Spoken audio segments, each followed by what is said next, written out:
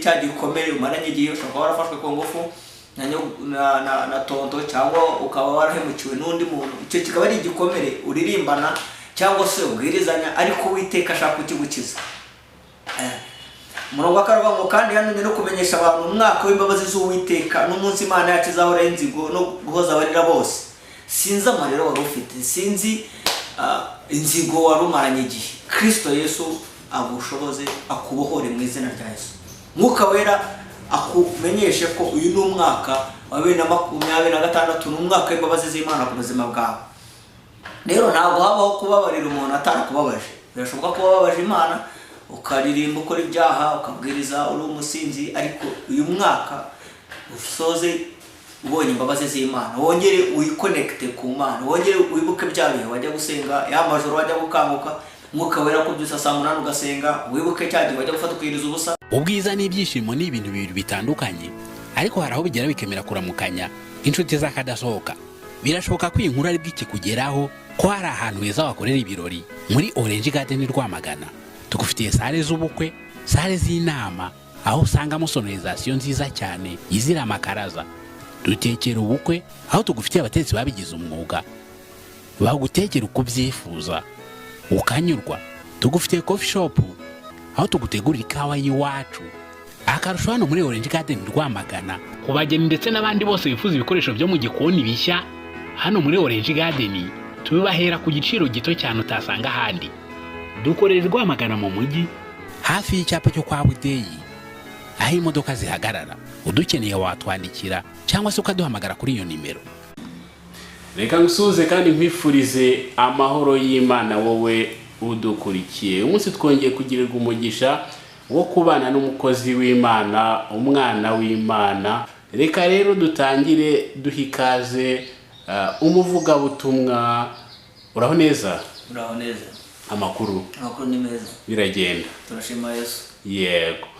Hari abadukurikiye rero ari ubwa mbere, hari abari USA, Ubutaliyani, Ubwongereza, hirya no hino mu isi ariko bumva ikinyarwanda, benshi baradukurikira. Ariko nanone hari abadukurikiye ari ubwa mbere bakubonye batari bakubona hano kuri channel yacu, ari ubwa mbere bafunguye iki kiganiro. Wabibwira ubundi ugakomeza n'isengesho dukomeza n'ikibwirizwa.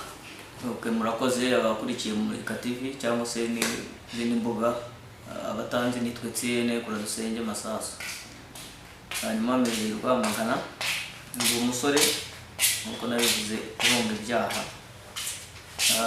Rero uyu munsi twifuje kuganira ijambo ry'Imana, tugiye kuvuga ku Mwuka Wera. Rero mbere ko tuvugaho cyangwa se tumenya Mwuka Wera ni iki, akora iki mu buzima bw'umukristo, reka tubanze dusenge. Hanyuma Mwuka Wera tunamusaba adufashe. Uwiteka Mana nkuru, Mana ikiranuka mu izina rya Yesu Kristo, duciye bugufi aya masaha kugira ngo uhabwe icyubahiro. Duhamagaye Mwuka Wera nk'umuyobozi n'umufasha. Ijambo ryatubwira mu byakozwe n'intumwa 8 n'icyakora muzabwa imbaraga Umwuka Wera namanukira kandi muzabagabo bo kumamya Yudeya ni Samariya kugera ku mpera y'isi. Natwe rero tugiye guhamagara umwuka, tugiye kuganiraho, turamusabye aze adufashe atwigishe kugira ngo ntaba ari nge ntaba ari twe, ahubwo izina rya Yesu Kristo rihabwe icyubahiro. Ushimwe ko waduhaye amasaha n'iminota ngo dukurikirire ijambo. Reka ubuzima bw'Imana butembe guca muri ngewe bugire kuri mwene data tugiye kuri iki kibwiriza mu izina rya Yesu Kristo Umwami wacu. Amen. Okay, murakoze cyane. Nuko twari tubivuze tugiye kuvuga ku Mwuka Wera. Mu isezerano rya kera Yesaya niwe wasobanuye Kristo, anavuga uburyo azaba afite umwuka w'Imana. Rero turabanza turebe mu isezerano rishya, turebe icyo Kristo avuga ku Mwuka Wera cyangwa se we yaje afitiye package. Yaravuze ngo icyakora nuko nagenda kugira ngo umufasha azaze. Rero ni nawe utuyobora, niwe utuma dukizwa, niwe uduhitura kubizera, ni nawe wemeza umuntu ibyaha agahinduka akanakizwa. Abantu benshi bazi ko gutitira no kuvuga mu ndimi n'ibindi bira n'ibimenyetso by'umwuka. Birashoboka ko waba umaze igihe kinini nkanjye kera ngikizwa ngewe mu rugo n'abadeperi, ariko nakirijwe muri Zion Temple, undi muri Evangelical Christian Church. Namaze hafi imyaka 12 nshaka kuzura Umwuka Wera.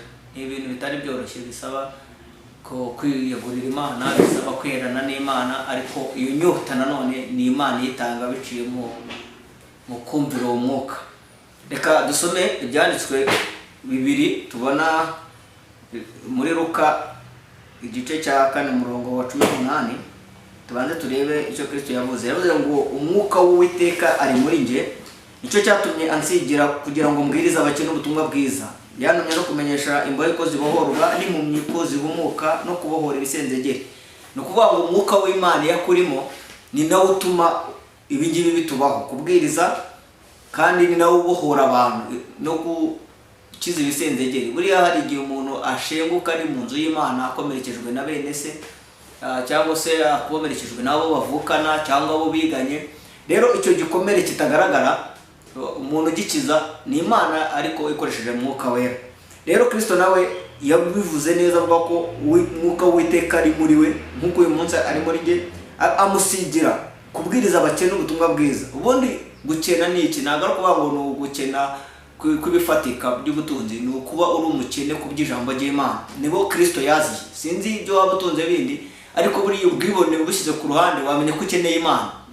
Nta hantu na hamwe muri ubu buzima wagera udakeneye Imana cyangwa se udakeneye umwuka wera ngo agufashe, kubera ko no kuba wafashe iminota no kuba wafunguye iki kibwiriza ni uko umwuka wera yabishatse. Mpamya neza ko hari ibindi bakaba uri kureba amafilimi, indirimbo, imipira n'ibindi bihari byinshi, business n'amafaranga. Rero tuje kuvuga ku mwuka wera ugushoboza kuba muri ibyo ngibyo bitakurimo. Bibiliya iravuga ngo ntabwo turi ab'isi ngo twigenga, kubera ko twahawe umwuka ngaze duhuze n'Imana.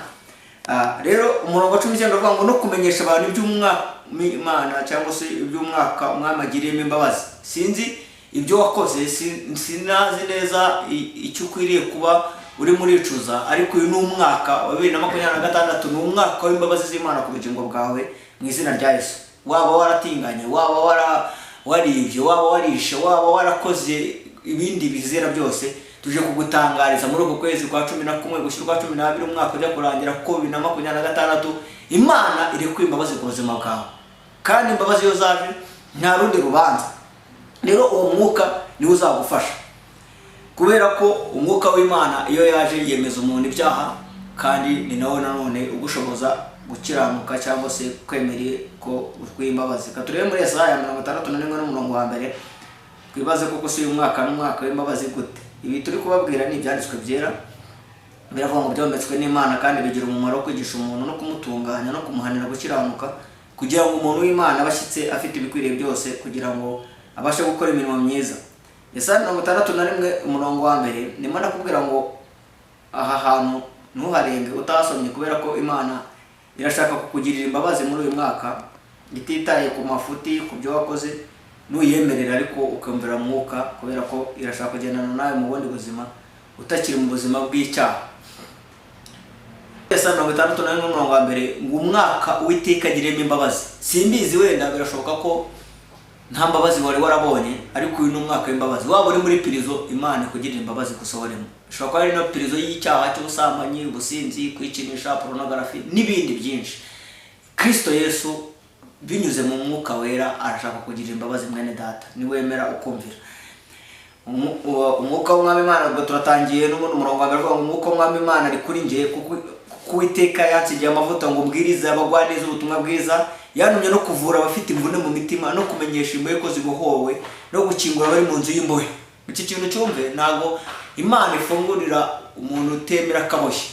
Bura kwemera ko urwaye ni intambwe yo gukira, kubera ko wamenye ko urwaye wajya no kwivuza cyane, ariko kutemera ko urwaye nabwo n'ubundi burwaye kameme. Rero umwuka gufashe akwereke cya kintu abandi batabona, wambariraho ikote cya gikomere umaranye igihe, ushobora kuba warafashwe ku ngufu na tonto, cyangwa ukaba warahemukiwe n'undi muntu, icyo kikaba ari igikomere uririmbana cyangwa se ubwirizanya, ariko Uwiteka ashaka kukigukiza. Umurongo wa 4 ngo kandi yantumye no kumenyesha abantu umwaka w'imbabazi z'Uwiteka, n'umunsi Imana yacu izahora inzigo no guhoza abarira bose. Sinzi amarira wari ufite, sinzi inzigo wari umaranye igihe. Kristo Yesu agushoboze, akubohore mu izina rya Yesu. Mwuka wera akumenyeshe ko uyu ni umwaka wa 2026, ni umwaka w'imbabazi z'Imana ku buzima bwawe.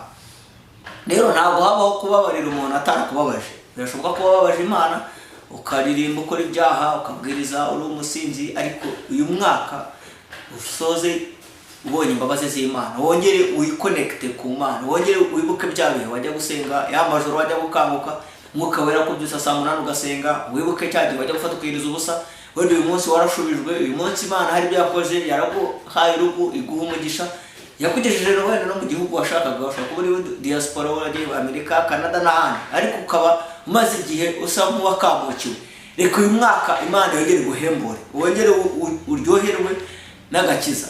Niba mwarasogongeye mukamenya kwagira neza, ngaho mwegere ya ntebe uvuga ubundi buzima, bafite imvune mu basindagize, dungire kwibendera muri Yesu hari ubuzima.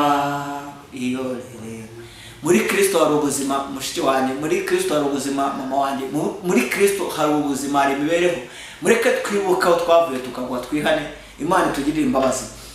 Dusoza n'ijambo ry'Imana tubona mu byakozwe n'intumwa igice cya 1 n'umurongo wa 8, aravuga ngo icyakora muzahabwa imbaraga Mwuka Wera n'abamanukira, kandi muzabaga bo kumamya Yerusalemu n'Iyudaya yose n'i Samariya no kugeza ku mperuka y'isi. Reka mubwire impamvu uri mu kazi cyangwa se impamvu aho uri uyu munsi batazi ko uri umukristo, ni icyo kintu uri kubura cyo kwakira imbaraga z'Imana, cyo kwakira Umwuka Wera. Mwuka Wera nakugeramo uzaba umugabo wo guhamya mu rugo iwawe, uzaba umugabo wo guhamya muri quartier, uzaba umugabo wo guhamya muri firiza aho uherereye, uzaba umugabo wo guhamya mu bitaro aho uri, uzaba umugabo wo guhamya muri business yose waba urimo, kubera ko kuba umukristo ntabwo ari ikintu cyo guhisha, oya, ahubwo turi urumuri rugomba kumurikira abari mu busambanyi, mu batinganye, mu businzi, mu bujura no mu bindi, ariko nanone tutabyishoboje, ahubwo dushobozwa n'Imana. Rero simbizi aho warugeze, ariko uyu munsi wa none Mwuka Wera akugeraho mu izina rya Yesu. Reka dusenge dusaba umuntu wese kugira ngo atekereze iri jambo riri muri Yohana ibice 3 n'umurongo wa 36, niho tugiye gusoreza. Ana ababonye ubugingo buhoraho, ariko utumvira uwo mwana nazabona ubugingo, ahubwo umujinya w'Imana uguma kuri we. Sinzi igihe umaze wumva ijambo ry'Imana, ushaka kuba barakubwirije ukabisigaho, birashoboka kuba n'uyu munsi wenda warugiye gutambuka, ariko ndakugira inama imwe yagufasha kwirinda umujinya w'Imana, ni ukumvira Umwuka Wera, ni ukwizera Kristo Yesu akakubera umukiza w'ubugingo bwawe. Nuko ijambo giratubwiye ngo uwizera uwo mwana babonye ubugingo buhoraho, ariko utumvira. Si uko burakumva no kumvira n'ibintu bitandukanye, nshaka kukubwira ikintu ntugikore, ushaka kuba wanyumvisha ariko ntugikore kubera ko nyine ntabwo wacyumvira. Rero kumvira biterwa no kumva, kandi kwizera kuzanwa no kumva ijambo rya Kristo.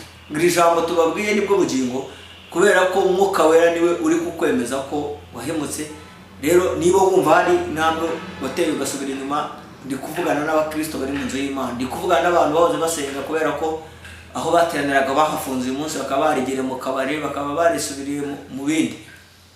Bibiliya avuga mu Makorino ba mbere ni bice 12 bavuga ngo bene data nimuyoboye kwifatanya n'ababibyonona ingeso nziza. Birashoboka ko mbere wari ufite inshuti nzima, ariko uyu munsi ukaba warahinduye abantu kubera ko bakugiraga inama aho wasengeraga, wenda bitewe no kuba tuje ibyangombwa arafunze, ucika n'intege yo kwifatanya n'abandi. Ariko Kristo afite umubiri mugari, itorero rye riri ahantu hose, wakongera ukibuka bya bihe wirizaga, bya bihe wajyaga gusenga mu butayo, bya bihe wajyaga guterana, bya bihe wajyaga ujya kwifatanya n'abandi, ukumva imvugo y'Imana, ahari ukareka ubusinzi, ukareka n'ibindi. Rero Mwuka w'Imana anyuze muri twe, yaciye mu ijambo ryayo, reka agufashe wemere ibyo Imana igushaka, kuko Imana yo ni ukuri. Twahisha abandi, twahisha umutware tubana, twahisha umutambukanye cyangwa se umufasha turi kumwe, twahisha abana, ariko twe n'imitima yacu turabizi neza ko ushobora kuba hari ibyo waretse, hari amahame wari ufite kera uyu munsi wakuyeho,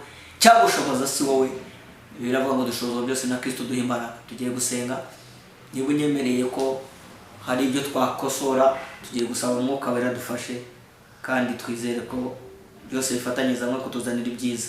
Tuvuga niba hari ngamufashe, wandike muri comment, twifatanye kugusengera. Kandi birashoboka ko hari n'ibyo waciyemo ushobora gusangiza abandi, kagati kera hari ibyo Imana yambwiye ikaba yarabisohoje, hari uko nakoranaga n'Imana uyu munsi, bene bitewe n'amagambo bamvuzeho, bitewe na comment nawe nazondeka kongera kuvuga ijambo ry'Imana. Rero iryo shyaka wari ufite ryo kubwiriza, iryo shyaka wari ufite ryo kwigisha ijambo ry'Imana, ishyaka wari ufite ryo kubabazwa n'abarimbuka ukabareretse, reka umwuka w'Imana uyu mwaka wa 2026 imbabazi z'Imana zitugarukeho, twongere tugire ishyaka ry'abarimbuka, twongere tubabazwe n'abasatana twaje igitugu. Shoboka ko ari imiryango yacu, ari abavandimwe bacu, icyabahinduza sitwe ahubwo ni Kristo. Katwubaha Imana, Mana y'agakiza kacu, mu izina rya Yesu Kristo, Mana ifite ubutware n'ubushobozi, biranga muri Yeremiya 3:3 ngo nabaza ndagutabara nkoreka ibikomeye uruje utamenya. Turaguhamagaye mu buzima bwacu uyu mwaka wa 2025 usoza kwinjira 2026 ukwezi kwa 12 n'umwuzuro wawe. Duhamagaye umwuzuro w'Uwiteka ku buzima bwacu uyu mwaka w'imbabazi z'Imana. Imiryango itari yarafungutse ifunguke ku buzima bwacu mu izina rya Yesu. Ufunguke ku buzima bwa mwene data, fasha icyemezo cyo gukurikirira ijambo, umenagura imigambi y'abadayimoni, imigozi yose yaboshwe n'abazimu n'abarozi n'abapfumu tuyikubise hasi mu mbaraga z'amaraso Yesu Kristo. Urubyaro rwari rwarazinzwe ruzinguke, urushako rwe rwari rwarafashwe n'abadayimoni rukubitwe hasi mu mbaraga z'umwuka wera. Mwuka wera w'Imana fungure business yari yose y'uyu musore yari yarasubiye inyuma, urushako rwe rwongere ruboneke, imbaraga zishobora byose zazuye Lazaro mu bapfuye zibohora imigozi yose y'icyerekezo cy'ubuzima bwe, yongere yige, yongere atere imbere, inyota y'ijambo ry'Imana yagiraga guterana kwera igaruke mu buzima bwe. Mwuka wera jambo ryatuga ngo natwarasogonye tukamenya ko Yesu Kristo agira neza, tumwegeye niwe bere bizima ryanzwe n'abantu ariko ku Mana ryaratoranyijwe.